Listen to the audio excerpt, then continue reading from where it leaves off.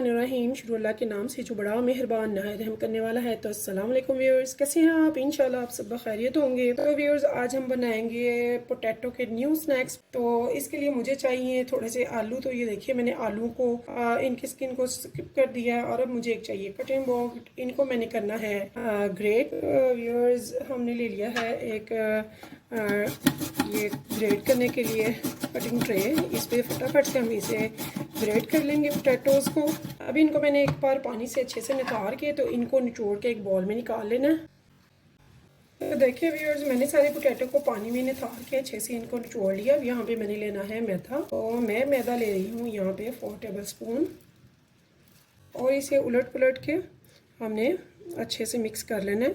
यहाँ पे व्यूअर्स, इसमें मैं कुछ स्पाइसेस ऐड कर रही हूँ। तो ये देखिए, 1/2 टेबल स्पून मैंने ले लिया है सॉल्ट का और साथ में मैं लूँगी 1 टीस्पून ब्लैक पेपर का और 1/2 टेबल स्पून मैं इसमें रेड चिली फ्लेक्स का ले रही हूँ। तो स्पाइसेस इसमें सिर्फ यही 3 जाएंगे। तो इनको अब हमने अच्छे से करना है मिक्स।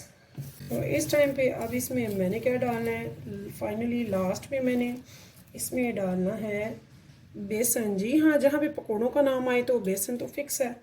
तो जहाँ जितना हमने डाला है इसमें मैदा, उससे डबल हाफ डालेंगे हम बेसन। यानी कि 4 टेबल स्पून हमने डाला है अगर मैदा, तो 2 टेबल स्पून भर के मैंने डाला है बेसन का।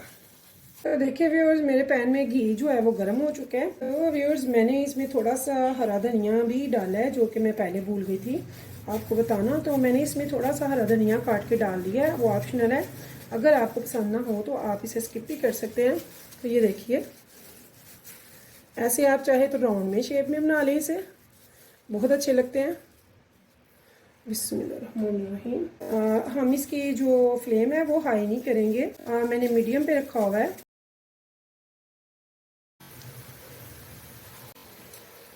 तो देखिए व्यूअर्स, अब हम इन्हें देंगे कबाब की शेप, थोड़ी सी ओवल में। बिस्मिल्लाह।